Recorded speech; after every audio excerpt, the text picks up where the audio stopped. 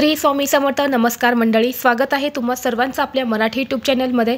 स्वामी महाराजांच्या कृपेने तुमच्या सर्व चांगल्या इच्छा पूर्ण हो हीच स्वामींच्या चरणी प्रार्थना करते आणि आज या नवीन व्हिडिओला सुरुवात करते. उद्या आहे 16 ऑगस्ट, वार शुक्रवार, आणि या दिवशी आलेली आहे पुत्रदा एकादशी. भगवान शिवाला समर्पित असलेल्या श्रावण या पवित्र महिन्यात अनेक उपवास आणि सण येतात. यापैकी एक पुत्रदा एकादशी आहे, जो श्रावण महिन्यातील शुक्ल पक्षातील एकादशी तिथीला पाळला जातो. असे मानले जाते की या एकादशीचे व्रत केल्याने सौभाग्य, समृद्धी, सुख आणि शांती मिळते आणि विशेष करून संतान प्राप्ती देखील होते. एकादशीचे व्रत पाळल्याने भगवान विष्णूंचा आशीर्वाद मिळत असला तरी श्रावणामध्ये हे व्रत केल्याने भगवान शिवाचा सुद्धा आपल्याला आशीर्वाद हा मिळत असतो. पुत्रदा एकादशीचे व्रत केल्याने मनुष्याला संततीचे सुख प्राप्त होते. असं म्हटलं जातं की हे व्रत पाळल्याने संतती सुख तर मिळतंच आणि व्यक्तीचे सर्व पाप नष्ट होऊन त्याला मोक्ष प्राप्त होतो. व्रताच्या शुभ प्रभावामुळे धनसंपत्ती वाढते आणि घरात सुख समृद्धी येऊन कठीणातील कठीण इच्छा ही पूर्ण होते. म्हणून या दिवशी व्रतासोबतच आणि विष्णूंच्या पूजेसोबतच काही महत्त्वाचे प्रभावी उपाय सुद्धा केले जातात. आज या व्हिडिओमध्ये मी तुम्हाला एक अतिशय प्रभावी असा उपाय सांगणार आहे. आपल्याला उद्या पुत्रदा एकादशीच्या दिवशी सकाळी अंघोळीच्या पाण्यामध्ये ही एक वस्तू टाकायची आहे. ही वस्तू टाकल्याने मनातील कठीणातील कठीण इच्छा ही 100% पूर्ण होईल. जीवनातील सर्व अडचणी, संकट, दुःख, करणी बाधा, नकारात्मकता, शत्रुत्रास नष्ट होऊन 7 पिढ्यांचं दारिद्र्य हे नष्ट होईल. असा हा एक उपाय आज या व्हिडिओमध्ये मी तुमच्यासोबत शेअर करणार आहे. त्यामुळे तुम्ही हा व्हिडिओ स्किप न करता शेवटपर्यंत पाहत राहा. चॅनलवरती नवीन असाल तर सबस्क्राईब करा आणि असेच माहितीपूर्व नवनवीन व्हिडिओ पाहण्यासाठी बेल आयकॉनला प्रेस करा. म्हणजे जेव्हा कधी मी नवीन व्हिडिओ अपलोड करेल त्याचं नोटिफिकेशन सर्वात अगोदर तुम्हाला भेटेल आणि तुम्ही एक पण व्हिडिओ मिस करणार नाही. तर पहा, या पुत्रदा एकादशीला पवित्र एकादशी असंही म्हटलं जातं आणि या पवित्र व्रतावर काही विशेष उपाय केल्यास देवाच्या कृपेने सर्व मनोकामना लवकरच पूर्ण होतात. एकादशी तिथी म्हटलं की बरेच जण पवित्र गंगेवरती जाऊन स्नान करत असतात.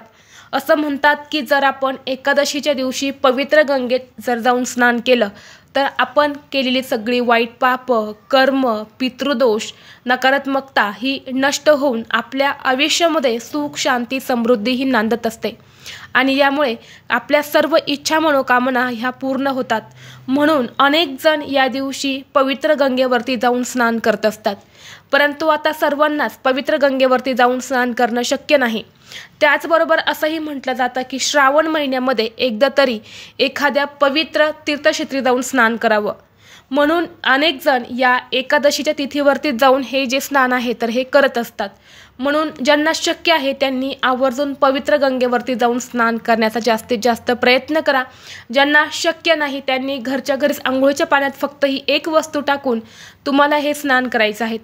हे स्नान केल्याने तुम्हाला पवित्र गंगेवरती स्नान केल्याचं पुण्य प्राप्त होत असतं आणि तुमच्या जीवनातील अनेक समस्या देखील नष्ट होतात.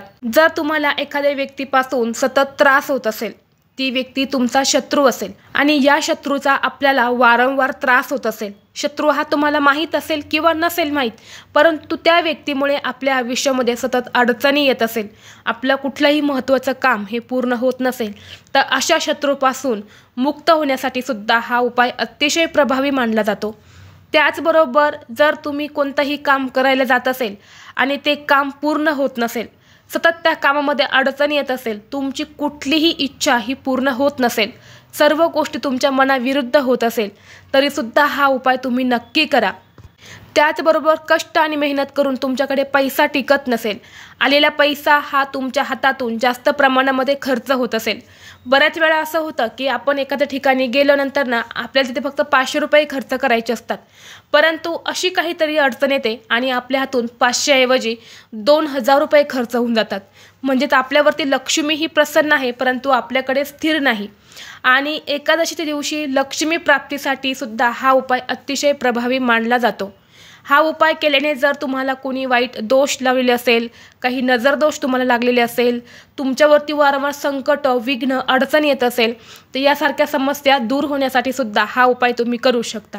उद्या सर्वप्रथम तुम्हाला सकाळी लवकर उठायचं आहे। उठल्यानंतर ना तुमच्या बेडवरतीच मांडी घालून तुम्हाला तुमचे दोन्ही हात जे आहेत तर ते समोर असे पकडायचे आहेत आणि यानंतर या हातांकडे बघून तुम्हाला कराग्रे वसते लक्ष्मी, करमध्ये सरस्वती, करमूल्ये तु गोविंदम, प्रभाते करदर्शनम, हा अतिशय प्रभावी मंत्र तुम्हाला उद्या म्हणायचाच आहे। जरी तुम्ही हा उपाय नाही केला तरीही चालेल, परंतु तुम्हाला हा प्रभावी मंत्र जो आहे तर तो उद्याच्या दिवशी सकाळी उठल्याबरोबर म्हणायचा आहे। हा इतका प्रभावी मंत्र आहे की आपला संपूर्ण दिवस हा चांगला जातो। जी पण आपली अडलेली कामे असतात तर ती हा मंत्र म्हटल्याने संपूर्ण दिवसामध्ये पूर्ण होतात। हा मंत्र म्हणून झाल्यानंतर तुम्हाला अंघोळीचं पाणी काढायचं आहे। हे पाणी थंड घेता आलं तर आवर्जून थंड घ्या, नाही शक्य झालं तुम्ही कोमट किंवा गरम पाणी सुद्धा घेऊ शकतात। यानंतर ना या पाण्यामध्ये सगळ्यात महत्त्वाची आणि पहिली वस्तू टाकायची आहे ते म्हणजे गंगाजल। जरी तुम्ही गंगेवरती जाऊन स्नान करू शकत नाही, परंतु तुम्हाला थोडंसं गंगाजल या अंघोळीच्या पाण्यामध्ये आवर्जून टाकायचं आहे। हे गंगाजल तुम्ही पवित्र नदीवरून आणले असेल तेही चालेल, किंवा तुमच्याकडे नसेल तर जिथे पूजेचं साहित्य मिळतं तिथून तुम्ही गंगाजलची बॉटल जी आहे तर ती घेऊन येऊ शकतात। 25 रुपयाला एक बॉटल मिळते, तर ती बॉटल तुम्हाला आणायची आहेत आणि त्यातले 1 चमचाभर गंगाजल हे तुम्हाला अंघोळीच्या पाण्यात टाकायचं आहे। त्याचबरोबर तुम्हाला चिमूटभर हळद जी आहे तर ती सुद्धा टाकायची आहे। हळद ही लक्ष्मी प्राप्तीसाठी अतिशय प्रभावी मानली जाते। अंघोळीच्या पाण्यात एकादशीला हळद टाकल्याने आपल्या कुंडलीतला गुरुग्रह हा मजबूत होतो, आपल्याला प्रत्येक कामात यश मिळतं, कठीणातील कठीण इच्छा ही पूर्ण होते। यानंतर ना तिसरी वस्तू टाकायची आहे ते म्हणजे तुळशीचं पान। तर आपल्याला या दिवशी 1 तुळशीचं पान हे आवर्जून अंघोळीच्या पाण्यात टाकायचं आहे। तुळशीला माता लक्ष्मीचं प्रतीक मानलं जातं। जेव्हा आपण तुळशीचं पान हे अंघोळीच्या पाण्यात टाकतो तेव्हा आपल्यामध्ये असणारी नकारात्मकता, वाईट शक्ती, करणी बाधा ही नष्ट होऊन 7 पिढ्यांचं दारिद्र्य हे नष्ट होत असतं, गरिबी संपूर्णपणे नष्ट होते। म्हणून 1 तुळशीचं पान हे अंघोळीच्या पाण्यात टाकायचं आहे आणि त्याचबरोबर चिमूटभर खडे मीठ जे असतं तर ते सुद्धा टाकायचं आहे। खडे मीठ हे सुद्धा नकारात्मकता, अडचणी, संकट हे दूर करण्यासाठी अतिशय प्रभावी मानले जाते। ज्या प्रकारे माता लक्ष्मीची उत्पत्ती ही समुद्र मंथनातून झालेली आहे, त्याच प्रकारे मिठाची उत्पत्ती सुद्धा समुद्र मंथनातून झालेली आहे। मिठाला सुद्धा माता लक्ष्मीचं प्रतीक मानलं जातं। मीठ हे अंघोळीच्या पाण्यात टाकल्याने जीवनातील सर्व शत्रूंचा नाश होत असतो, म्हणून थोडंसं मीठ टाकायचं आहे। खडे मीठ नसेल तुम्ही बारीक मीठ सुद्धा टाकू शकतात आणि या पाण्याने आपल्याला स्नान करायचं आहे। स्नान करत असताना तुम्हाला ओम नमो भगवते वासुदेवाय या मंत्राचा जप करत हे स्नान जे आहे तर ते करायचं आहे। स्नान करून झाल्यानंतर ना स्वच्छ कपडे परिधान करायचे आहेत। यानंतर ना आपल्या देवघरामध्ये असणाऱ्या भगवान विष्णूंची तुम्हाला पूजा करायची आहे। भगवान विष्णूंची मूर्ती असेल तर त्यावरती तुम्हाला बघा गंगाजलनेच अभिषेक करायचा आहे।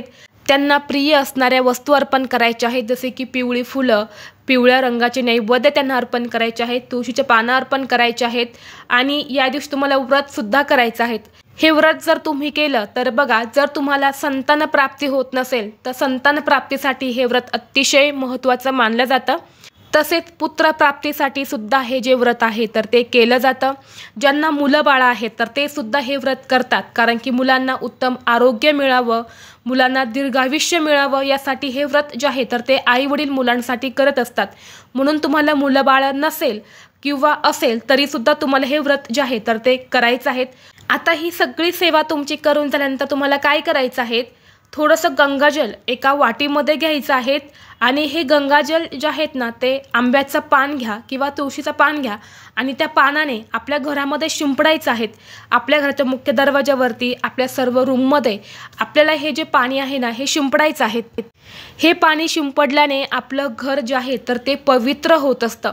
यामुळे घरामध्ये आपण जे काही सेवा उपाय करतो त्याचं फळ जे आहे तर ते आपल्याला मिळत असतं। आणि उद्याच्या दिवशी तुम्हाला ह्या वस्तू आहेत तर ह्या आपल्या घरामध्ये लहान मुलं असेल तर त्यांच्या अंघोळीच्या पाण्यामध्ये सुद्धा तुम्हाला टाकायच्या आहेत। घरातल्या सर्व व्यक्तींनी ह्या वस्तू ज्या आहेत तर ते टाकून स्नान करायचं आहे। व्हिडिओ तुम्हाला आवडला तर लाईक करा, चॅनलवरती नवीन असाल तर सबस्क्राईब करा आणि हा व्हिडिओ आपल्या मित्रपरिवारासोबत शेअर करा। चला तर मग भेटू असंच पुढल्या एका नवीन व्हिडिओमध्ये। तोपर्यंत सर्वांना श्री स्वामी समर्थ।